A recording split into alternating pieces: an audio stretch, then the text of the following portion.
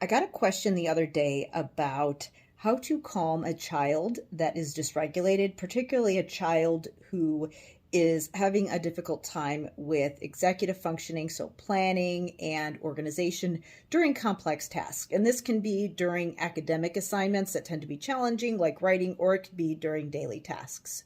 So there are a lot of things to consider here. Obviously, so I'm a speech pathologist, I'm not an occupational therapist. So if you want information about sensory strategies, I'd highly recommend consulting with your occupational therapist and educating yourself just to see what kind of proactive things you can do to set the stage for learning to make sure that kids are ready to learn. But the question becomes, all right, what if you have a child who is already dysregulated?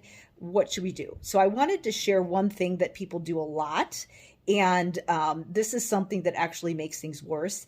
And that is trying to explain and teach in that moment using a lot of language and trying to explain, rationalize, explain the steps, explain the reasons why when a child is already dysregulated. So all of those things that I just mentioned, you absolutely want to front load and teach kids strategies, planning, think about the steps, explain why they're doing what they're doing, but you don't want to do it when they're already upset.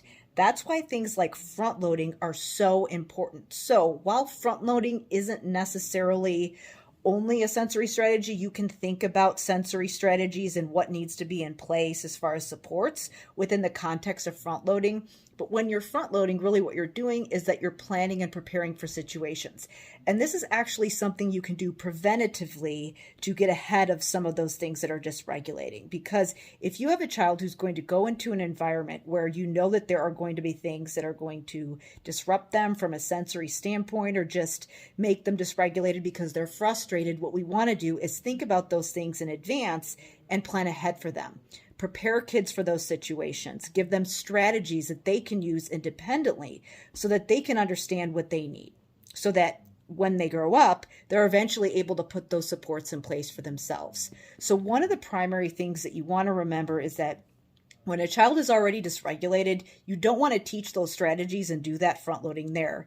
You want to make sure that you just get them out of the situation, make sure that you develop some kind of calming strategy and allow them to reset. But once they're calm, that's a good opportunity to do that front loading, do that planning and preparing, help them understand what sensory strategies to put in place, as well as just planning for the task itself and giving them information that they need to plan ahead. So a lot of those things can really do a lot when it comes to getting ahead of that dysregulation. This is exactly what I show you how to do with my time tracking journal strategy. So while this strategy isn't necessarily directly involved with sensory strategies, what it does is that it helps you to give kids a strategy for planning and preparing, and it can be really powerful in adding that element of front loading. So to learn more, you're going to want to go to drkarendudek-brannan.com/time journal. That's a strategy that you can use to help go through that process of front loading so that you can get ahead of that dysregulation that often happens when kids are frustrated.